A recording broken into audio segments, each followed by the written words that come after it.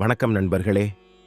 சுந்தர காண்டம் சுந்தர காண்டம் என்னும் பெயரை சொல்லும்போதே மனத்தில் ஒரு குதூகலம் ஏற்படுகிறது. வெற்றி நிச்சயம், இது வேத சத்தியம் என்பதை உணர்த்தும் படலம் என்பதால் இராமாயணத்தில் இந்த பகுதிக்குள்ள ஏற்றம் அது. இதிகாசத்திலே மிக உயர்ந்தது இராமாயணம், அதிலே மிக உயர்ந்தது சுந்தர காண்டம். அற்புதமான சுந்தர காண்டம் பற்றிய அழகான ஸ்லோகம் இது. சுந்தரே சுந்தரோ ராம, சுந்தரே சுந்தரி கதா, சுந்தரே சுந்தரி சீதா, சுந்தரே சுந்தரம் வனம், சுந்தரே சுந்தரம் காவியம், சுந்தரே சுந்தரோ கபி, சுந்தரே சுந்தரம் மந்திரம், சுந்தரே கிம்ன சுந்தரம். அழகான சுந்தர காண்டத்தில் ராமபிரான் அழகு, அன்னை சீதா அழகு, சுந்தரியான சீதையை பற்றி பேசுகிற காண்டம், அதனால் சுந்தர காண்டம் என்று பெயர். சுந்தர காண்டம் கதை அழகு, அசோகவனம் அழகு, வானரர்கள் அழகு, சுந்தர காண்டத்தில் உள்ள சொற்கள் அழகு, நல்ல பலனை கொடுக்கும் மந்திரங்கள் அழகு, காண்டம் முழுவதும் காணப்படும் அனுமன் அழகு. சுந்தர காண்டத்தில் எல்லாமே அழகுதான். அனுமனுக்கு அவர் தாயார் அஞ்சனை வைத்த பெயர் சுந்தரன். அவரின் சாகசங்களை சொல்லும் படலம் என்பதாலும் இப்பெயர். இராமாயணத்தில் 6 காண்டங்கள் உண்டு, 500க்கும் மேற்பட்ட சர்க்கங்கள் உண்டு. ஸ்ரீமத் ராமாயணத்தில் 5வது காண்டமாக அமைந்துள்ளது சுந்தர காண்டம். இதை முதலில் இயற்றியவர் ஸ்ரீ வால்மீகி முனிவர். வேதத்தில் சொல்லப்பட்டவைகளை நடைமுறையில் நடத்தி காட்டினார்கள். பூமியில் அவதரித்த இறை அவதாரங்கள், அவற்றை காவியங்களாக இதிகாசங்களாக எழுதி வைத்துள்ளனர் பெரியோர். இவை நாம் வாழ்வில் கடைபிடிக்க வேண்டிய நல்ல வழியை தெரிந்து கொள்ள உதவுகின்றன. இமாலயத்திலிருந்து குமரிமுனை வரை அனைத்து பாரத குடிமகன்களின் நாடி நரம்பிலும் இராமாயணத்தின் ஒலி கேட்கும் என்றால் மிகை ஆகாது. சூரிய சந்திரர்கள் இருக்கும் வரை, பூமியில் நதிகளும் மலைகளும் இருக்கும் வரை இராமாயணத்தின் பெருமை பேசப்படும், புகழ் மங்காது என்று பிரம்மா வரம் கொடுத்திருக்கிறார். இராமன் தன் 14 வருட வனவாசத்தின் கடைசி காலகட்டத்தில் இராவணனால் சீதை தூக்கிச் செல்லப்பட, இராமபிரான் சீதையை பிரிந்து வாடிய பொழுது சுக்ரீவன் தன் வானரர்களை 4 திக்கிலும் அனுப்பி சீதை இருக்கும் இடத்தை தேடி அறியும்படி ஏற்பாடு செய்தான். தென் திக்கிற்கு ஜாம்பவானின் தலைமையில் வாலி மகன் அங்கதனுடனும் நீலன் இன்னும் சில முக்கியமானவர்களுடன் அனுமனும் புறப்பட்டார். அவர்கள் தென்னாடுகள் எங்கும் தேடிக்கொண்டே மகேந்திரகிரி மலைத்தொடருக்கு அருகில் வந்தனர். கடலும் வந்துவிட்டது. அவர்களால் இதுவரை சீதையை கண்டுபிடிக்க முடியாததால் வருத்ததுடன் ஜடாயு உயிர் நீத்தார் போல நாமும் உயிரை விட வேண்டும், வேறு வழியில்லை என்று சீதை கிடைக்காத துயரத்தில் பேசிக் கொண்டதை அங்கு மிக மிக வயோதிக நிலையில் இருக்கும் சம்பாதி என்னும் கழுகு கேட்டு, தன் சகோதரர் ஜடாயுவின் பேரை சொல்கிறார்களே என்று விவரம் கேட்டார். இராமன் தன் சகோதரனுக்கு அந்திம காரியங்களை செய்தார் என்பதை கேட்டு மகிழ்ந்து, அதற்கு பிரதி உபகாரமாக அவர்களுக்கு உதவ தன் இடுங்கிய கண்காளால் தூர பார்த்து இலங்கையில் சீதை இருப்பது அவருக்கு தெரிந்து அவர்களிடம் கூறினார். அங்கே சென்று திரும்பி வர யாருக்கு சக்தியுள்ளது என்றால் அனுமனுக்கு மட்டுமே என்று ஜாம்பவான் சொல்ல, அனுமன் பாரதத்தின் தெற்கு முக்கில் இருந்து ஒரே தாவாக தாவி கடலை தாண்டி இலங்கைக்கு சென்று தேடி சீதை இருக்கும் இடத்தை அறிந்து சீதைக்கு ஆறுதல் கூறியும், இராவணனிடம் இராமபிரானின் பராக்கிரமத்தை எடுத்து சொல்லியும், இறுதியில் இராமனிடம் சீதை இருக்கும் இடத்தை தெரியப்படுத்தி இராமன் சீதை இருவரின் துயரையும் தீர்த்தார் அனுமன் என்பதுதான் இந்த காண்டத்தின் கதை. நிகழ்ச்சிகளின் தொகுப்பு என்று பார்த்தால், இந்த தேடுதல் நடத்தும் போது ஒவ்வொரு இக்கட்டான இடத்திலும் மதிநுட்பத்துடன் செயல்பட்ட அனுமனின் சாதுரியமான மற்றும் வீர தீர செயல்களும், வில்லன் இராவணனின் பல்வேறு துன்புறுத்தலால் சீதை உச்சக்கட்ட சோகத்தை தொடுவது, அன்னை சீதாவை கண்டு அவளிடம்தான் இராம தூதன் என்று சொல்லி இராமன் விரைவில் வந்து இராவணனை வென்று சீதையை மீட்பார் என்று ஆறுதல் கூறுவது, அரக்கர்களுடன் தனி ஒருவனாக அனுமன் சண்டையிடுவது, தீ மூட்டப்பட்ட வாளால் நகரத்தையே எரிப்பது, இறுதியில் யாரிடமும் அகப்பட்டு கொள்ளாமல் கிஷ்கிந்தா திரும்பி வந்து இராமனிடம் கண்டேன் சீதையை என்று அவருக்கு நற்செய்தியை வழங்குவது என்று விறுவிறுப்பான நிகழ்வுகளும் இறுதியில் சுபமான முடிவையும் பார்க்கிறோம். அதனாலேயே எந்த ஒரு தடங்களும் நீங்க சுந்தர காண்டம் பாராயணம் செய்வது வழக்கத்தில் வந்தது. இதை பாராயணம் செய்தால் தடைகள் விலகும், நினைத்த காரியம் வெற்றி பெறும். கம்பராமாயணத்தில் கம்பர் மிக அழகாக சொல்கிறார், அஞ்சிலே ஒன்று பெற்றான், அஞ்சிலே ஒன்றை தாவி, அஞ்சிலே ஒன்று 6 ஆக ஆரியர்க்காக ஏகி, அஞ்சிலே ஒன்று பெற்ற அணங்கைக் கண்டு அயலாரூரில் அஞ்சிலே ஒன்றை வைத்தான், அவன் எம்மை அழித்துக் காப்பான். இதன் பொருள், ஐம்பூதங்களில் ஒன்றான வாயு பகவான் பெற்ற மைந்தனான அனுமன், ஐம்பூதங்களில் ஒன்றான நீர்ப்பரப்பான கடலை தாண்டி 5 பூதங்களில் ஒன்றான ஆகாயத்தை வழியாக கொண்டு ஸ்ரீராமனுக்காக சென்று 5 பூதங்களில் ஒன்றான பூமி பெற்றெடுத்த சீதாபிராட்டியை இலங்கையில் கண்டு அங்கு 5 பூதங்களில் ஒன்றான தீயை வைத்தான். அவன் எம்மை அனைத்து நலன்களும் அழித்துக் காப்பான். இது அனுமனை நோக்கி கம்பன் எழுதிய துதி. இந்த பாடல் சுருக்கமாக அனுமன் சுந்தரக் காண்டத்தில் செய்த அனைத்தையும் சொல்லிவிடுகிறது. மேலும் பஞ்சபூதங்களையும் வென்றவர் என்ற பெருமை இராமாயணத்தில் அனுமனுக்கு கிடைத்தது. சீதையை இராவணன் தூக்கி சென்றான் என்பதை தான் நாம் எல்லோரும் சொல்கிறோம், நம்புகிறோம். திருமாலின் திருமார்பில் உறையும் திருமகளை யாராலும் தூக்கி செல்ல முடியாது. அவளாக விருப்பப்பட்ட அசோகவனம் என்னும் சிறைக்குள் புகுந்தாள் என்பதே உண்மை.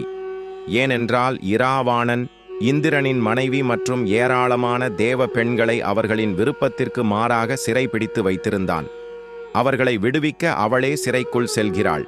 அப்படி செல்வதால் இராமன் அவளை விடுவிப்பதுடன் மற்ற பெண்களுக்கும் அதனால் விடுதலை கிடைக்கும் என்பதே அவளின் ஒரு நோக்கம். பூமாதேவிக்கு இராவணனன் மற்றும் இதர ராட்சசர்களும் பெரும் துன்பம் கொடுத்து வந்தனர். அவர்களை கொன்று பூமி தேவிக்கு மகிழ்ச்சியை அளிக்கவே எடுக்கப்பட்ட அவதாரம் இராமாவதாரம். அந்த சம்ஹாரங்கள் நடக்க ஒரு காரணம் வேண்டாமா? அதனாலேயே சீதைக்கு அசோகவன சிறைவாசம். ஒரு அற்பனான இராவணனால் அவளை சிறைப்பிடிக்க ஒரு நாளும் முடியாது. இது மறுக்க முடியாத உண்மை, நாம் அறிந்து கொள்ள வேண்டிய ஓர் உண்மை. சுந்தர காண்டம் முதல் சர்க்கத்தின் தொடக்கம் அனுமன் மகேந்திர மலையின் மீது ஏறி பெரிய உருவம் எடுத்து பின் தொடை தட்டி உயரே எழும்பி பறப்பதுடன் தொடங்குகிறது. முதலில் பர்வதத்தின் மேல் ஏறி நின்றார். ராமநாமத்தை சொல்லிக்கொண்டே இருந்தார். உடனே அவர் உருவம் பெருகத் தொடங்கியது. 70 அடிக்கு உயர்ந்து அந்த ஆகிருதியோடு அவர் மேலெழும்பினார். அப்பொழுது அந்த அதிர்வில் அவரை சுற்றியுள்ள மரம், செடி, கொடிகளும் கற்களும் அவருடன் எழும்பி சிறிது தூரம் அவரை வழியனுப்புவது போல மேலே அவருடன் சென்று பின் கீழே இறங்கின. இங்கே ராமநாமத்தை சொல்லி அவர் உருவம் உயர்ந்தது. நாம் ராமநாமத்தை தொடர்ந்து ஜபித்து வந்தால் நம் பக்தி பெருகும். எப்படி அனுமான் எந்த இடரையும் ராமநாமத்தை வைத்து வெற்றி பெற்றாரோ அதுபோலே எந்த துன்பத்தையும் தைரியத்துடன் எதிர்கொள்ள நம் மன வலிமை பெருக ராமநாமம் உதவி செய்யும். உயர பறந்து கொண்டிருந்த அனுமான் இலங்கைக்கு சென்று இறங்கும் முன் அவருக்கு 3 இடர்பாடுகள் வந்தன. மைன்னாகமலை என்ற பொன்மலை ஒன்று முதலில் கடலின் உள்ளே இருந்து அவர் பறக்கும் உயரத்திற்கு எழுந்து நின்றது. சமுத்திரராஜன் உதவ நினைப்பதாக எண்ணி மைனாகமலையிடம் அனுமன் ராம காரியத்திற்காக கஷ்டப்பட்டு கடலை ஆகாய மார்க்கமாக தாண்டிக் கொண்டிருப்பதால் நீ மேலே எழும்பி அவர் உன் முகட்டில் தங்கியிருந்து ஆசுவாசப்படுத்தி செல்ல வழி செய் என்றார். ஆனால் அனுமன் உதவ நினைத்த மைன்னாகமலையை ஆதரவுடன் தழுவிக்கொண்டு திரும்பி வரும்போது உங்களிடம் தங்குகிறார். அடுத்து சுரசை என்னும் நாக கன்னிகை சித்தர்களும் தேவர்களும் வேண்டியதற்கு இணங்க அனுமன் முன் தோன்றி தனக்கு உணவாக ஆகும்படி கூறுகிறாள். அவள் கோரமான ராட்சச ரூபம் எடுத்து, நான் தேவர்களிடம் வரம் வாங்கி வந்துள்ளேன், எனக்கு நீ உணவாக வேண்டும் என்று அனுமனிடம் கர்ஜிக்கிறாள். பெரிய குகை போன்ற வாயை உடையவளாக அனுமன் வரும் பாதையில் வந்து தோன்றி, வலிமையுள்ள குரக்கின தோன்றலே, கொடிய யமனும் அஞ்சுகின்ற வாயை உடைய எனக்கு உணவாக வருகிறாய் போலும் நீ என்று சொல்லிக்கொண்டு தன் பெரிய வாயை அகலத் திறந்தாள். அனுமனும் உடனே மிக பெரிய ரூபத்தை எடுக்கிறார். இன்னும் பெரிதாக எடுக்க எடுக்க சுரசையும் தன் வாயை அதற்கேற்றாற்போல பெரிதாக்குகிறாள். ஒரு நொடியில் அனுமன் மிகச்சிறிய வடிவத்தை எடுத்து அவள் வாயினுள் புகுந்து வெளிவந்து விடுகிறார். அவர் சாமர்த்தியத்தையும் தன் நோக்கில் இருக்கும் மாறா கவனத்தையும் பார்த்து தேவர்கள் மகிழ்கின்றனர். அடுத்து சிம்ஹிகா என்னும் ராட்சசி அனுமனை மேலே செல்ல விடாமல் தடுத்து அவரை தனக்கு இரையாக்கிக் கொள்ள அவரின் நிழலை பிடித்து இழுக்கிறாள். அதனால் அனுமனால் தொடர்ந்து பறக்க முடியவில்லை. உடனே அவர் அவள் வாயினுள் சிறிய உருவில் புகுந்து பின் பெரிய உருவம் எடுத்து அவள் வாயை கிழித்து கொண்டு அவளை கொன்றுவிட்டு மேலே முன்னேறினார். ராம காரியம் இனி ஜெயமாக முடியும் என்று இதையெல்லாம் பார்த்து கொண்டிருந்த தேவர்கள் மனமகிழ்ந்தனர். அனுமன் முதலில் அன்பாலும் பின் சாதுரியத்தாலும் அடுத்து சக்தியினாலும் 3 தடங்கல்களையும் வென்றார். அனுமான் சாதாரண குரங்கு உருவில் இலங்கை கரையை அடைகிறார். வானத்திலிருந்து இலங்கையை பார்க்கும் பொழுதே ஜகஜோதியாக ஒளிவிடும் இலங்கையைக் கண்டு இத்தனை அழகிய நகரத்துக்கு அதிபதியாய் இராவணன் என்று வியக்கிறார். அங்கே உள்ளே நுழைகையில் இலங்கையின் காவல்காரியான ராட்சசி லங்கினி அவரை தடுத்து நிறுத்துகிறாள். எதற்காக இலங்கைக்குள் நுழை பார்க்கிறாய் என்று கேட்டவுடன் அவர் சமயோசிதமாக, நான் காட்டில் திரியும் வானரம்தானே, நகரம் எப்படி இருக்கும் என்று பார்க்க வந்தேன் என்று சொல்கிறார். அதை அவள் நம்பவில்லை. உடனே அவர் பெரிய உருவம் எடுத்து அவளை தன் முஷ்டியினால் தாக்குகிறார். அவள் அப்படியே மல்லாந்து சாய்கிறாள். உடனே லங்கினி இலங்கைக்கு நாசகாலம் தொடங்கிவிட்டது என்று கூறுகிறாள். முன்பு ஒரு முறை அவளிடம் பிரம்மா, எப்பொழுது ஒரு குரங்கினால் நீ ஜெயிக்கப்படுகிறாயோ அப்பொழுது இலங்கையும் ராட்சச கூட்டங்களும் அழியும் என்று கூறியிருக்கிறார். அது நடந்துவிட்டது என்று வேதனைப்படுகிறாள். பின் அனுமன் நகருக்குள் செல்கிறார். முதலில் தோட்டங்களில் சீதையை தேடுகிறார். அடுத்து ராவணனின் மாளிகைகளில் புகுந்து அங்குள்ள அந்தப்புரத்தில் தேடுகிறார். அங்கும் இல்லை. மண்டோதரி உறங்கிக் கொண்டிருக்கிறாள். அவளை ஒரு கணம் சீதையாக இருக்குமோ என்று ஐயப்படுகிறார். பின் இராமனின் பத்தினி எப்படி இராவணனின் அந்தப்புரத்தில் இருக்க முடியும் என்று தன் தவறான எண்ணத்தை திருத்திக் கொள்கிறார். அங்கு குபேரனிடம் பறித்த அழகிய புஷ்பக விமானத்தை பார்க்கிறார் அனுமான். இந்த சொத்தெல்லாம் இனி இவனிடம் நிலைக்குமா, அவனே உயிருடன் இருப்பானா என்ற எண்ணிக்கொண்டே அடுத்து பான சாலையில் போய் பார்க்கிறார். அது குடித்துவிட்டு மயங்கி கிடக்கும் மக்கள் கூட்டம் இருக்கும் இடம். அங்கு மயங்கி கிடக்கும் அல்லது அரை மயக்கத்தில் இருக்கும் பெண்களையெல்லாம் உற்று உற்று சீதையாக இருக்குமோ என்று நோக்குகிறார். அப்பொழுது அவருக்கு தோன்றுகிறது, இப்படி பெண்களை அருகில் வைத்து பார்ப்பதினால் தன்னுடைய பிரம்மச்சரியத்துக்கே பங்கம் வந்துவிடுமா என்று. ஆனால் உடனே அவர், மனம்தானே அனைத்துக்கும் காரணம், நான் மனத்தை ராமனிடம் செலுத்திவிட்டேன், அதனால் அவர் அனைத்துக்கும் பொறுப்பு. அதனால் அவ்வளவு உயர்ந்த வஸ்துவில் நான் மனத்தை வைத்து விட்டதால் இந்த ஆல்பமான விஷயங்களில் என் மனம் நிலைக்காது என்று நிம்மதி அடைகிறார். ஆனால் பல இடங்களில் தேடியும் சீதை கிடைக்காததால் அவர் மனம் ஒடிந்து விடுகிறார். சீதை ஒருவேளை உயிரை விட்டிருப்பாளோ, அப்படி செய்திருந்தால் நான் இராமனிடம் போய் என்ன சொல்வேன் என்று கலங்குகிறார். அடுத்த கணமே அவ்வாறு எதுவும் நடந்திருக்காது. நாம் மனத்தை தளரவிடக்கூடாது. இராமபிரான் இருக்கும்போது நாம் இப்படி நினைப்பதே தவறு என்று தன்னை தேற்றிக் கொள்கிறார். இதுதான் நம் சனாதன தர்மத்தின் மகிமை. நாம் தான் ஒரு செயலுக்கு காரணம், நம்மால் தான் இவை நடந்தன அல்லது நடக்கின்றது என்றுமே நாம் நினைப்பதை ஆதரிப்பதில்லை நம் வேதங்கள். எல்லாமே அவன் செயல், அவனின் சொத்து நாம், அவன் வழிகாட்டுதலில் நாம் நம் கடமையை செய்ய வேண்டும் என்பதே அனைத்து இதிகாசங்களும் புராணங்களும் வேதாந்தத்தின் சாரத்தை நமக்கு அறிவுறுத்துகின்றன. அதனால் புதிய உத்வேகத்துடன் எழுந்து திரும்ப தேட ஆரம்பிக்கிறார் அனுமான். அவர் தைரியத்தின் உதாரணமாயிற்றே, அதனால் மனத்தளர்வை தொலைத்த எழுந்து கொள்கிறார். எது நடந்தாலும் அதை கண்டு கலங்காமல் அடுத்து என்ன செய்ய வேண்டுமோ அதை செய்ய வேண்டும் என்பதே நாம் இதில் இருந்து தெரிந்து கொள்ளும் பாடம். சோர்ந்து உட்கார்ந்து கொண்டால் ஆவது ஒன்றுமில்லை. சம்பாதி பார்த்து சீதை இருப்பதாக சொன்னாரே, அப்போ இங்கேதானே இருக்க வேண்டும் என்ற சிந்தனை வருகிறது. அப்பொழுது அவருக்கு ஓர் எண்ணம் வருகிறது. இத்தனை நேரம் நாமே தேடுவதாக எண்ணி தேடிக் கொண்டிருக்கிறோம். நம்மால் முடியாத காரியம் இது. இறைவனிடத்தில் சரணாகதி செய்ய வேண்டும் என்று சீதையை நோக்கி பிரார்த்தித்துக் கொள்கிறார். அம்மா, நீ இருக்கும் இடத்தை எனக்கு காட்டிக்கொடு என்று. அவனருளாலே அவன் தாழ் வணங்கி என்பது போல நாம் இறைவனை தேடலாம். ஆனால் அவர் அருள் இருந்தால்தான் நம்மால் அவரை கண்டுபிடிக்க முடியும். இராமரை நோக்கி பிரார்த்திக்கிறார். வால்மீகி சொல்கிறார், நமோஸ்து ராமாயச லக்ஷ்மணாய தேவ்யைச தஸ்ய ஜனகாத்மஜாயை நமோஸ்து ருத்ர இந்திர யம அனிலேபியக நமோஸ்து. சூரியன், சந்திரன், இந்திரன், இராமன், லக்ஷ்மணன், சீதை எல்லாரையும் பிரார்த்தித்துக் கொள்கிறேன். சீதை எனக்கு கிட்டட்டும் என்று வேண்டிக் கொள்கிறார். அடுத்த நிமிஷம் அவர் உட்கார்ந்திருந்த மரக்கிளைக்கு அடியில் சீதை கிடைத்துவிட்டாள். இத்தனை காலம்தான் தேடுவதாக தேடிய போது கிடைக்காத சீதை அவளின் தயவை நாடியவுடன் அவள் இவருக்கு கண்ணில் காட்சி தந்தாள். இவர் பார்த்த பொழுது சுக்லபக்ஷத்தின் ஆரம்பத்தில் சந்திரனின் கீற்று முதல் பிறையில் எப்படி மெலிந்து இருக்குமோ அந்த நிலைவை போல் மிக மிக மெலிந்து இருந்தாள் சீதை. அவர் முன்பு ஒரு முறை சீதையை பார்த்திருக்கிறார். ஆகாய மார்க்கமாக ராவணன் அவளை தூக்கி சென்றபோது தன் நகைகளையெல்லாம் மூட்டை கட்டி சுக்ரீவன் அனுமன் முதலானோர் இருந்த ரிஷ்யமுக பர்வதத்தின் மேல் தூக்கி போட்டபோது இவர் பார்த்திருக்கிறார். அப்பொழுதே அவள் ஒரு ராஜகுமாரியாக இருக்க வேண்டும் என்று நினைத்தார். அதனால் இப்பொழுது ஒப்பிட்டு பார்க்கும் பொழுது அங்க அடையாளங்கள் ஒத்து இருந்தன. ஆனால் அவள் குளிக்காமல் அழுக்கடைந்த அதே ஆடையை உடுத்திக்கொண்டு காணப்பட்டாள். இவள்தான் சீதை என்று அனுமானுக்கு தெரிந்துவிட்டது. உடனே சீதையை பிரிந்து வாடும் இராமனையும் எதிரிலிருக்கும் சீதையையும் தன் மனக்கண்ணில் ஒரு சிம்மாசனத்தில் அமர்த்தி கொண்டார். இராமன் தன் கணையாழியை எந்த குரங்கிடமும் கொடுத்து அனுப்பியிருக்கலாம். அவரின் பலத்தால் தான் அனுமன் கடலை தாண்டி சீதையை கண்டார். வேறு எந்த குரங்கும் அதை செய்திருக்கும். ஆனால் இராமன் குறிப்பாக அனுமனிடம் கொடுத்தனுப்பியதற்கு ஒரு காரணம் உள்ளது.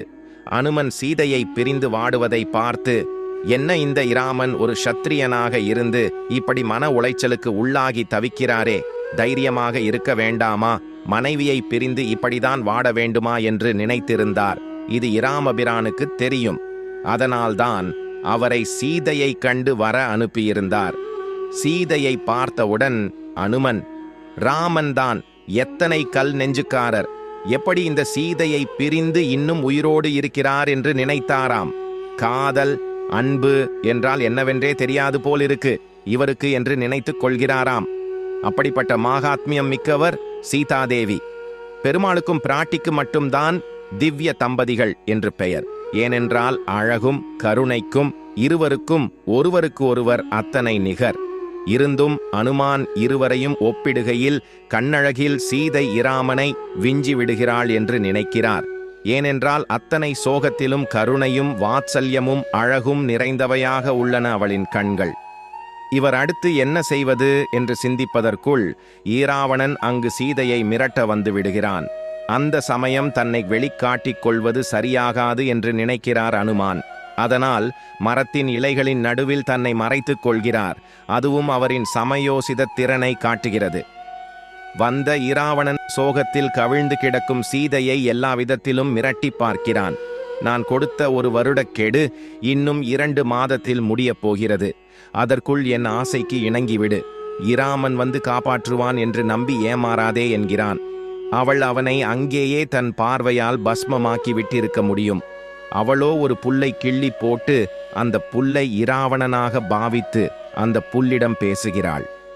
உனக்கு உயிர் மேல் ஆசை இருந்தால், உன் குலம் வேரோடு அழியக்கூடாது என்று எண்ணம் இருந்தால், இப்பவும் ஒன்றும் மோசம் போய்விடவில்லை. இராமனிடம் சென்று அவன் கையை பிடித்து நீ செய்தது தவறு என்று மன்னிப்பு கேட்டு என்னை விட்டுவிடு என்று நல்ல வார்த்தையால் அவனுக்கு அறிவுரை கூறுகிறாள். இராமன் காலில் விழு என்று அவள் கூறியிருக்கலாம். அவர் காலில் விழக்கூட தகுதியற்றவன்தான் ஈராவணன். ஆனால் அவள் ராஜநீதி அறிந்தவள். ஒரு நாட்டின் சக்கரவர்த்தி இன்னொரு நாட்டின் சக்கரவர்த்தியின் காலில் விழு என்று சொல்வது நீதிக்கு புறம்பானது. அதனால் அந்த துக்க சமயத்திலும் சமநோக்கோடு அவனுக்கு தாயினுடைய வாத்சல்யத்துடன் அறிவுரை சொல்கிறாள். மேலும் சரணம் என்று வந்துவிட்டால் இராமன் யாராக இருந்தாலும் அவனை மன்னித்து ஏற்றுக்கொள்வான். அதனால் விரோதியான உன்னை ஏற்க மாட்டான் என்று நினைக்காதே என்று மேலும் கூறுகிறாள். ஆனால் விநாச காலே விபரீத புத்தி ஆயிற்றே. ஒன்றுமே அவன் காதில் ஏறவில்லை. அவன் சென்ற பிறகு அவன் அங்கே காவலுக்கு வைத்திருந்த 700 அரக்கிகளும் சீதையை இராவணன் துன்புறுத்தியது போதாதென்று அவளிடம் இராவணனின் புகழ் பாடி இராமனை இகழ்கின்றனர். மனம் நொந்த சீதை தன் முடியினாலேயே மரத்தில் கட்டி உயிர் கொலை செய்ய முடிவெடுக்கிறாள். இனி ராமனை பிரிந்து வாழ்வதில் பயனில்லை என்று மரத்தின் அருகே செல்லும்போது அனுமன் ஏதாவது உடனடியாக செய்து சீதையின் உயிரை காக்க வேண்டுமே என்று பதறுகிறார். குரங்காய் போய் நின்று குரங்கு பாஷையில் பேசினால் சீதைக்கு புரியாது. சமஸ்கிருதத்தில் பேசினால் நிச்சயம் ராவணன்தான் மாறுவேடத்தில் வந்திருக்கிறானோ என்று சந்தேகப்படுவாள். ஆனால் உடனடியாக சீதையின் உயிரை காப்பாற்ற வேண்டுமே என்று யோசித்த போது ராமநாமம் கை கொடுத்தது. போகும் உயிரையும் நிற்க வைக்கும் ஆற்றல் ராமாமிர்தத்திற்கு உள்ளதே. அதனால் ராமநாமத்தை பாடியபடியே மரத்தில் இருந்த கீழ்கிளைக்கு தாவினார். ராம கதையை மெல்ல சொல்ல ஆரம்பித்தார். இதற்கு முன்பே விபீஷணனின் மகள் திரிசடை, அவளும் அங்கு காவல் காப்பவளில் ஒருத்தி, சீதையிடம்தான் கண்ட கனவினையும் சுப சகுனங்களையும் சொல்லியிருந்தாள். ஆயினும் அவள் உயிரை விடும் முடிவை எடுத்துவிட்டாள். அனுமான் மெல்ல ராம கதையை சொல்ல ஆரம்பித்தார். தசரதருக்கு வாரிசு இல்லாமல் இருந்ததில் தொடங்கி புத்திர காமேஷ்டி யாகம் செய்து 4 மகன்கள் பிறந்து சீதாவை மணமுடித்து அயோத்தி திரும்பி வந்து கைகேயின் வரத்தால் காடு ஏகி பின் 13 வருடங்கள் காட்டில் கழித்து பஞ்சவடியில் இருக்கும்போது கபட சந்நியாசி வேஷத்தில் வந்து ராவணன் சீதையை அபகரித்தது அனைத்தையும் கூறினார். பின் இராமருக்கு சுக்ரீவனுடன் ஏற்பட்ட நட்பு வானரர்களை 4 பக்கமும் சீதையை தேட அனுப்பியது. பின் அனுமனானதான் இலங்கைக்கு வந்து சீதையை கண்டது வரை சொல்லி முடித்தார். இதை கேட்ட சீதை ஒரு மகுடிக்கு அகப்பட்ட பாம்பை போலே உயிரை விடவும் முடியாமல் ராம கதையில் ஆழ்ந்தும் இருந்தாள். வானத்தை நோக்கி பார்க்கிறாள். கஜேந்திர வரதனாக பெருமாள் தன்னை காக்க அசரீரியாக மேலிருந்து ராம கதையை சொல்கிறாளா, அல்லது தன்னுடைய தாயாரான பூமாதேவிதான் சீதை படுகின்ற துன்பத்தை பார்த்து ஆறுதல் கூறுகிறாளா என்று பூமியையும் பார்க்கிறாள். அப்பொழுது அனுமன் அவள் முன்னே தோன்றி, உங்களை பார்த்தால் ராஜகுமாரியாக தெரிகிறதே, உங்களை முன்னம் ஒரு முறை பார்த்திருக்கிறேன், அதற்கு இப்போ நீங்கள் மிகவும் மெலிந்திருக்கிறீர்களே என்று கேட்டு, நீங்கள் யார் என்று எனக்கு சொல்லுங்கள் என்கிறார். அதற்கு சீதை அனுமனை முதல் முறையாக பார்த்து, இவன் வானரனோ அரக்கனோ யக்ஷனோ தெரியவில்லையே, ஆயினும் இவன் கேட்ட கேள்விக்கு பதில் சொல்லுவோம் என்று, நான் தசரதனின் மருமகள், ஜனகரின் மகள், சீதை என்று பெயர், ராமனின் மனைவி என்கிறாள். இதை கம்பராமாயணத்தில் அழகாக சொல்கிறார். அரக்கனையாக வேறு ஓர் அமரனே ஆக, அன்றி கொரக்கு இனத்தொருவனேதான் ஆகுக, கொடுமையாக இரக்கமே ஆக வந்து இங்கு எம்பிரான் நாமம் சொல்லி உருக்கினன் உணர்வை தந்தான் உயிர். இதன் உதவி உண்டோ? அரக்கனாகவே இருக்கட்டும் அல்லது தேவனாகவே இருக்கட்டும், குரக்கு இனத்தைச் சார்ந்த ஒருவனாகவே இருக்கட்டும், இவன் பண்பு கொடுமை உடையதாகவோ இரக்கம் உடையதாகவே இருக்கட்டும், இவன் இங்கு வந்து இராகவன் பெயரை கூறி என்னுடைய உணர்ச்சியை நெகிழச் செய்தான், உயிரை எனக்கு திருப்பி கொடுத்தான். அதனால்தான் யார் என்பதை அனுமனிடம் சொல்கிறாள் சீதை. பின் சீதை நீ யார் என்று அனுமனிடம் கேட்கிறாள். அவர்தான் ராமதூதன் என்கிறார். ராமதூதன் என்றால் அவரின் அங்க அடையாளங்களை குணங்களை சொல் என்கிறாள். அனுமார் சொன்ன அங்க அடையாளங்களை வால்மீகி அழகாக சொல்கிறார். ராம கமலபத்ராக்ஷ சர்வ சத்வ மனோகர ரூபதாட்சிண்ய சம்பன்ன பிரசுதோ ஜனஹாத்மஜே ராமர். தாமரை போன்ற கண்ணழகு கொண்டவர், சர்வ சத்வ மனோகர், எல்லாருடைய மனத்தையும் கவரும் அழகு, அவரோட அழகு.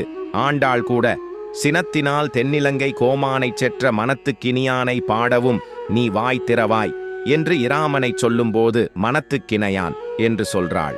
க்ஷணத்துக்கு க்ஷணம் கிளைக்கு கிளை குரங்கு தாவுகிற மாதிரி மனசு ஒவ்வொரு நிமிஷம் மாறி மாறி தாவுகிறது. அதனால எங்களை மனசுக்கு உவமானமாக சொல்லுவார்கள்.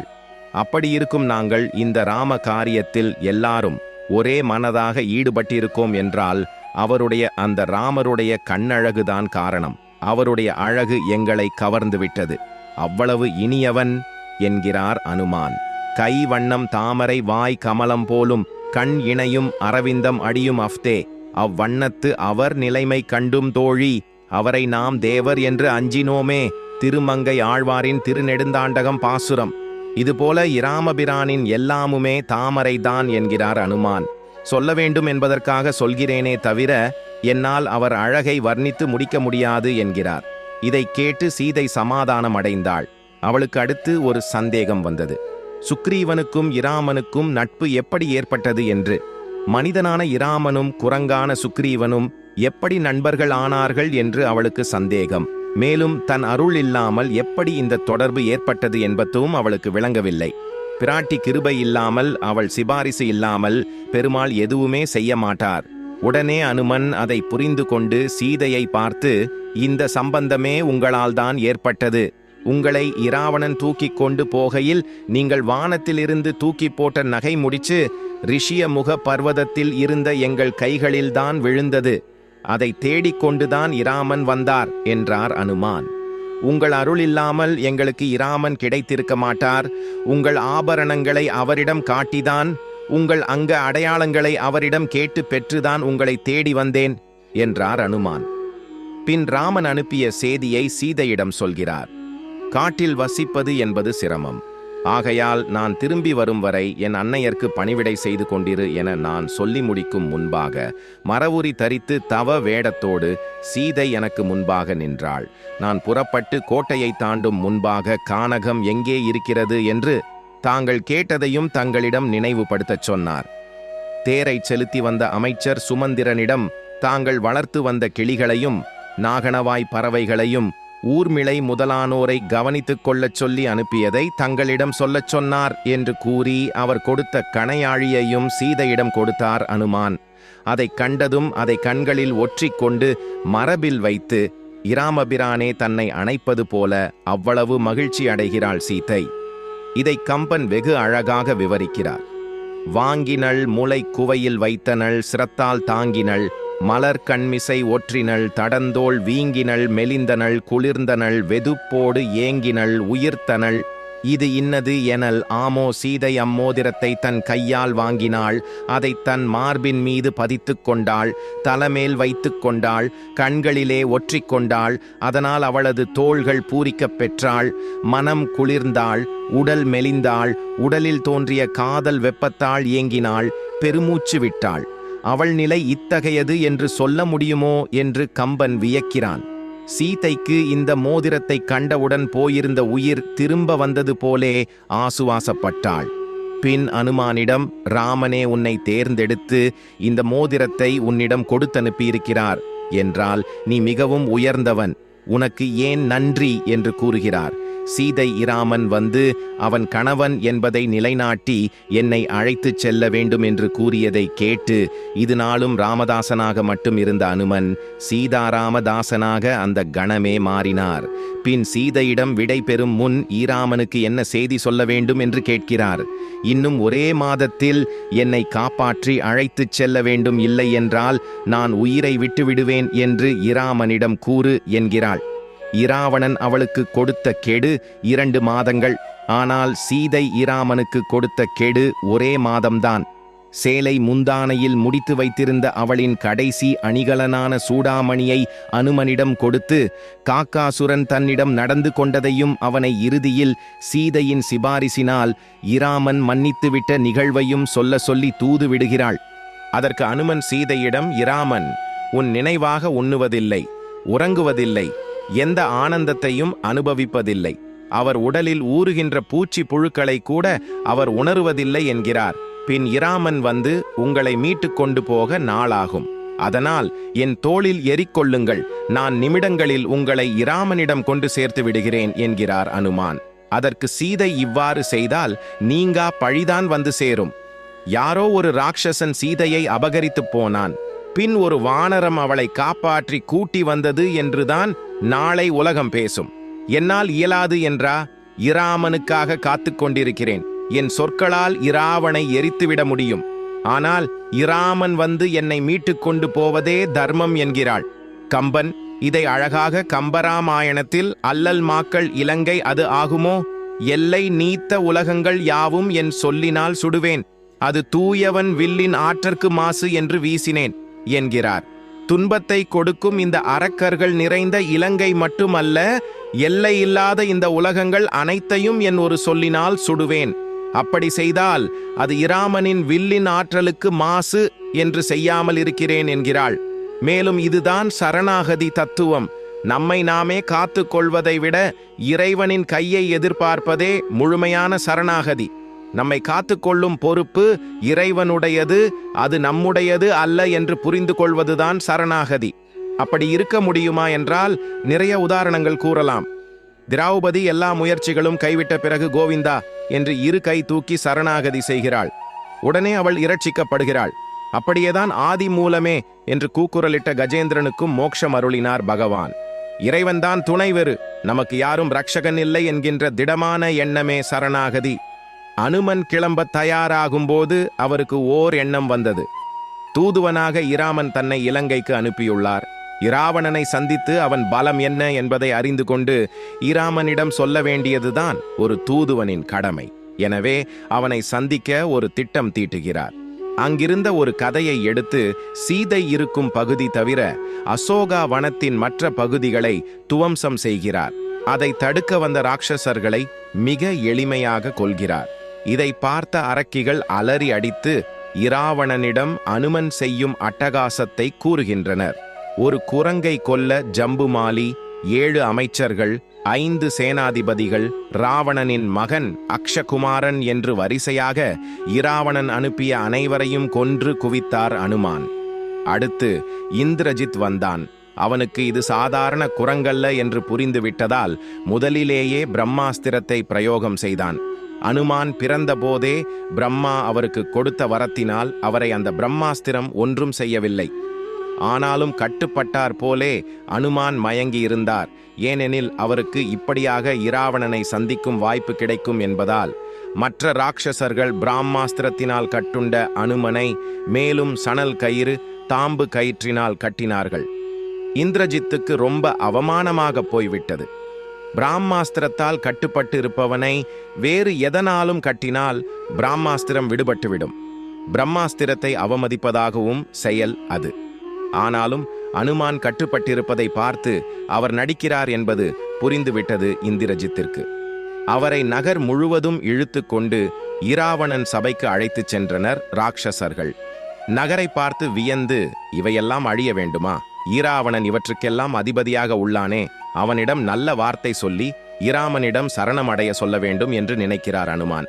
இராவணனிடம்தான் யார் என்று அறிமுகப்படுத்திக் கொள்கிறார் அனுமன். சுக்ரீவன் என்கிற அரசன் என்னை அனுப்பி வைத்துள்ளார். அவருடைய அண்ணன் வாலி. வாலியை பற்றி உங்களுக்கு நான் சொல்ல தேவையில்லை. அவர் உங்களை தன் வாலில் கட்டி வைத்து படுத்திய பாடு நீங்கள் அறிந்ததே. அப்பேற்பட்டவனை இராமன் ஒரே அம்பால் கொன்று வீழ்த்தினார். அவரின் மனைவி சீதையை நீ கபடமாக தூக்கி கொண்டு வந்திருக்கிறாய். இது மிகப்பெரிய தவறு என்கிறார்.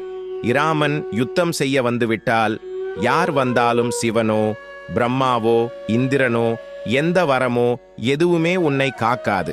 அவர் காப்பாற்ற என்று வந்துவிட்டால் வெறு எந்த தெய்வத்தின் துணையும் தேவையில்லை என்று இராவணனுக்கு புத்திமதி கூறுகிறார். இதை கேட்ட இராவணன் மிகவும் கோபமுற்று அனுமனை கொல்ல ஆணையிட்டார். அப்பொழுது அவன் தம்பி விபீஷணன் ஒரு தூதனை கொல்வது தர்மமில்லை. குரங்குகளுக்கு பெருமை வாள்தான். அதனால் அதற்கு தீ வைத்து விடலாம். அது குரங்கை கொல்லுவதற்கு சமம் என்கிறான். உடனே எல்லா ராட்சசர்களும் சேர்ந்து அனுமனின் வாளுக்கு தீ வைக்கின்றனர். ஆனால் அடுத்த நிமிஷமே அனுமான் ஒவ்வொரு கட்டடமாக தாவி இலங்கைக்கே தீ வைத்து விடுகிறார். பற்றி எரிகிறது இலங்கை. அப்பொழுது அவருக்கு திடீரென்று சீதை இருக்கும் அசோகவனமும் தீ பற்றி இருக்குமோ என்று அஞ்சி அவர் அங்கு விரைந்து பார்க்க அக்னி பகவான் மகாலட்சுமி தாயாரை எதுவும் செய்யவில்லை. வாலில் தீ இருப்பதை கண்ட சீதை அக்னி பகவானிடம் வேண்டி அவரை தீ சுடாதவாறு பார்த்து கொள்கிறாள். மீண்டும் ஒரு முறை சீதையை வணங்கி அவளிடம் இருந்து சிரஞ்சீவி வரத்தையும் பெற்று கிஷ்கிந்தா திரும்ப கிளம்புகிறார் அனுமான்.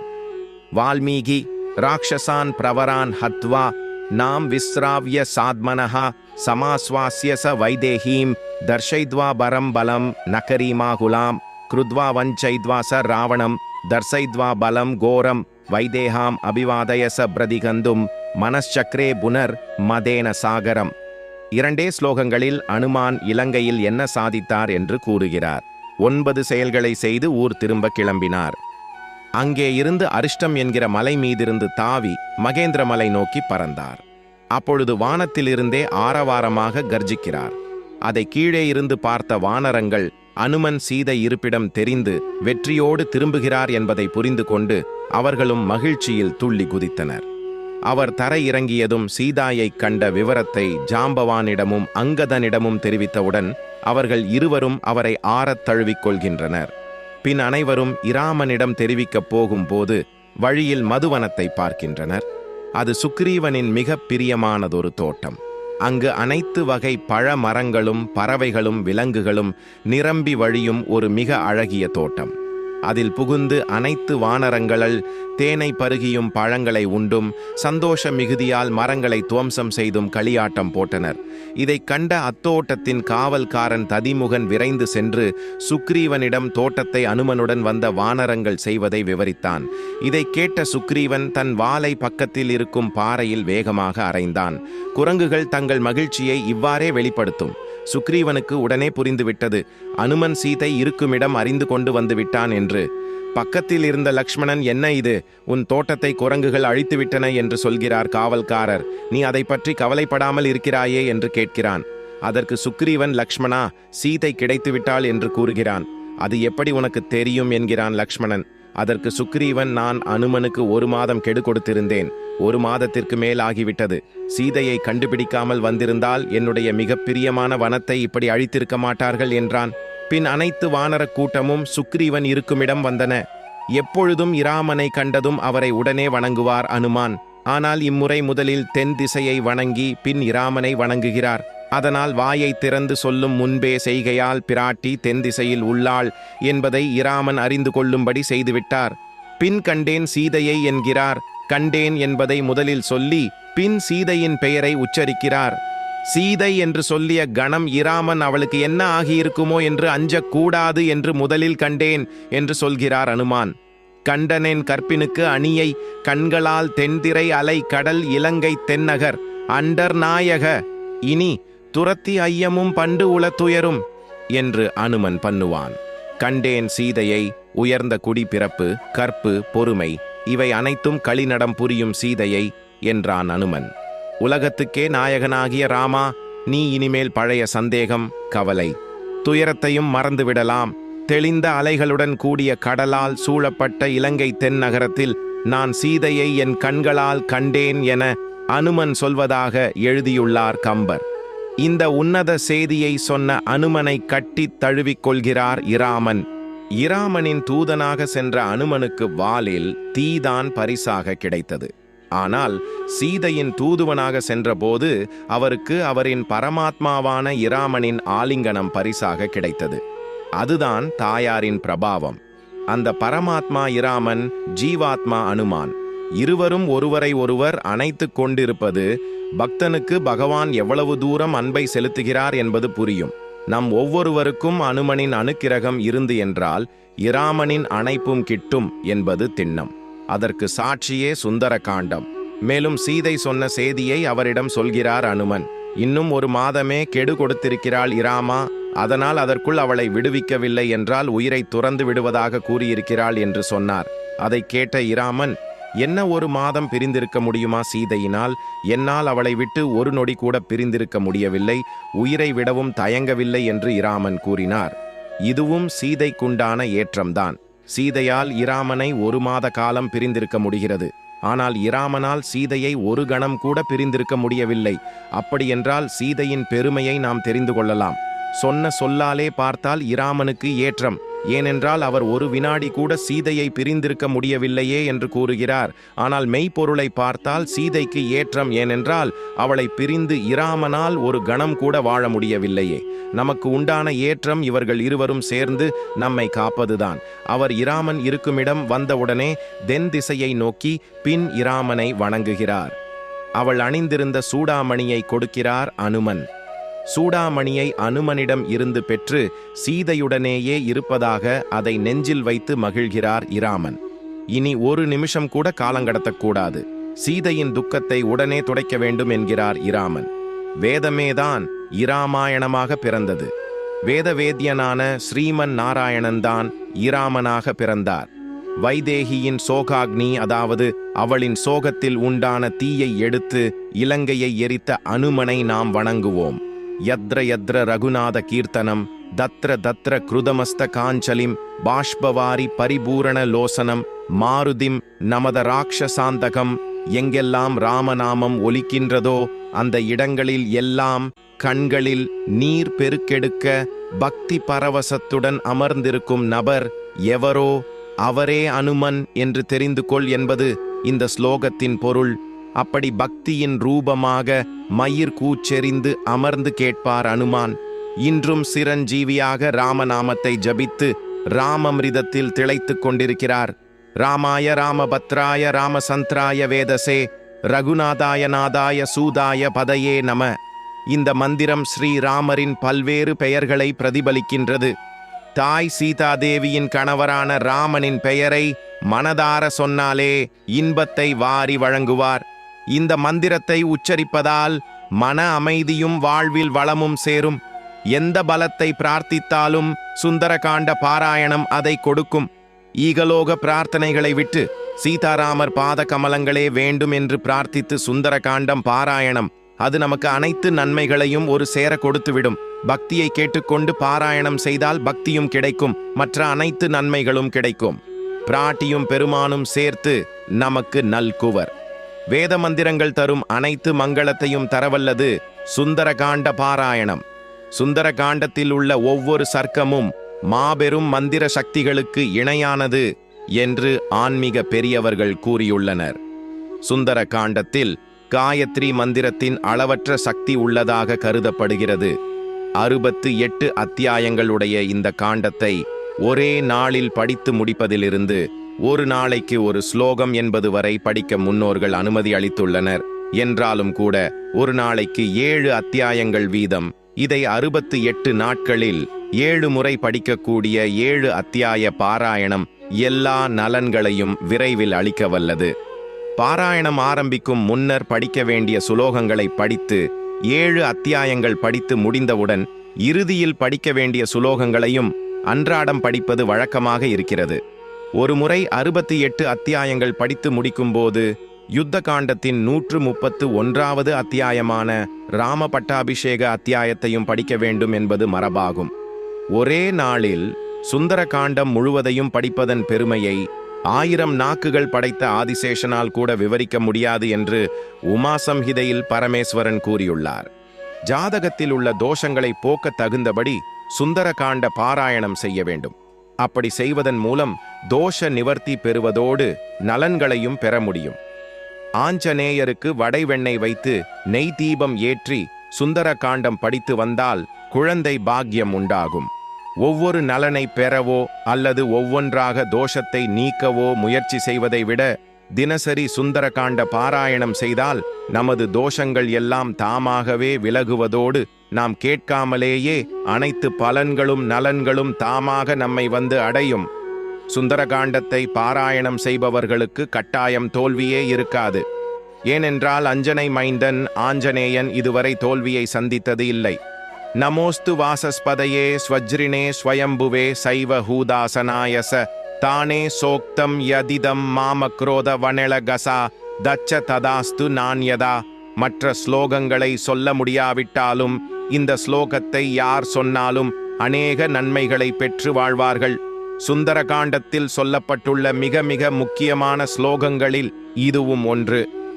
மந்திராலய மகான் ராகவேந்திர சுவாமி 68 அத்தியாயங்கள் 2885 ஸ்லோகங்களை கொண்ட சுந்தர காண்டத்தை 4 வரிகளில் சுருக்கி எழுதியுள்ளார்.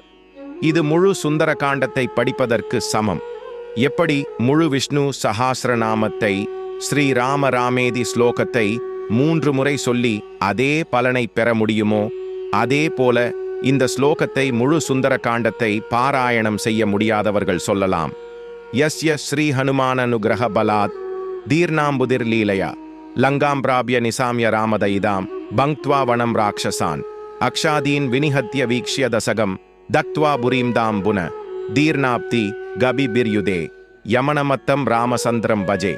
இதன் பொருள், எவருடைய அனுகிரக பலத்தினால் ஸ்ரீ ஹனுமார் கடலை விளையாட்டாக கடந்து இலங்கையை அடைந்து ராமருடைய பிரிய மனைவியான சீதாதேவியை பார்த்து அறுதல் சொல்லி ராவணனுடைய அசோகவனத்தை அழித்து அக்ஷன் முதலான ராட்சதர்களை வதம் செய்து தசக்ரீவனான ராவணனை பார்த்து அவனுக்கு நல்ல புத்தி சொல்லி அவன் கேட்காமல் ஹனுமாருடைய வாலில் தீ வெச்ச போது அந்த தீயினாலேயே இலங்கையை எரித்துவிட்டு மீண்டும் கடலை கடந்து வானரர்களோடு வந்து எந்த ராமரை வணங்கினாரோ, எவருடைய அனுகிரக பலத்தினால் இங்கே இருந்து கிளம்பி இவ்வளவு காரியங்களையும் பராக்கிரமத்தோட பண்ணி முடித்து மீண்டும் வந்து வானரர்களோடு கூட ராமரை வணங்கி சீதாதேவியோட சூடாமணியை கொடுத்து அவர் மனசை சந்தோஷப்படுத்தினாரோ அந்த ராமரை பஜிக்கிறேன். பூஜை அறையில் விளக்கு ஏற்றி வைத்து அந்த அறை முன்பு அமர்ந்து சுந்தரகாண்டம் படிப்பது மிகவும் நல்லது. ராம நவமியன்று விரதம் இருந்து ராமருக்கு துளசி மாலை அணிவித்து சுந்தரகாண்டம் படித்து வந்தால் வாழ்வில் அமைதி பெறலாம். சுந்தரகாண்டத்தை காலை மாலை 2 நேரமும் படிக்கலாம். தினம்தோறும் சுந்தரகாண்டத்தை பாராயணம் செய்யும் போது நெய்வேத்தியம் செய்து வைக்க முடியாதவர்கள் ஒரு சொம்பில் தண்ணீர் வைத்து அதில் 2 கற்கண்டுகளை போட்டு நெய்வேதியமாக வைத்துக் கொள்ளலாம். நீங்கள் சுந்தர காண்டத்தை பாராயணம் செய்யும்போது உங்கள் அருகில் ஒரு சிறிய பாயையோ அல்லது மனப்பலகையையோ போட்டு வைத்துக் கொள்ளுங்கள். ஏனென்றால் நீங்கள் பாராயணம் செய்வதை கேட்பதற்கு உங்கள் வீட்டிற்கு ஹனுமன் கட்டாயம் வருகை தருவார் என்பது ஐதீகம். சுந்தர காண்டம் இன்றும் பலம் மிகுந்து அருள் நிறைந்த சிறந்த பலனளிக்கக்கூடிய ஒரு காண்டமாக இருக்க காரணம் அதனுள் உறைந்திருக்கும் ஸ்ரீராமனின் ஆசிர்வாதம்தான். இது மட்டும் மனிதனுக்கு புரிந்தால் போதும், அவன் தன் வாழ்க்கையை நல்ல பாதையை நோக்கி திருப்பிவிடலாம். இறைவனே மனித அவதாரம் எடுத்தால் எப்படிப்பட்ட கர்ம வினையையும் தாங்கித்தான் கடந்து வர வேண்டும் என்று இராமாயணத்தில் உணர வைத்து தன் தாசனை பணிந்து அவர் செய்த அரிய விஷயங்களை பாராயணம் செய்வதின் மூலம் மனித இனத்தின் பிரச்சினைகளை விளக்க வழிகாட்டியுள்ளார். ஜெய் ஸ்ரீராம், ஜெய் மாருதி. இந்த காணொளி பிடித்திருந்தால் சப்ஸ்கிரைப் செய்து கமெண்டில் ஜெய் ஸ்ரீராம், ஜெய் மாருதி என்று எழுதுங்கள். இந்த பதிவை உங்கள் நண்பர்களுக்கு, உறவினர்களுக்கு ஷேர் பண்ணுங்கள்.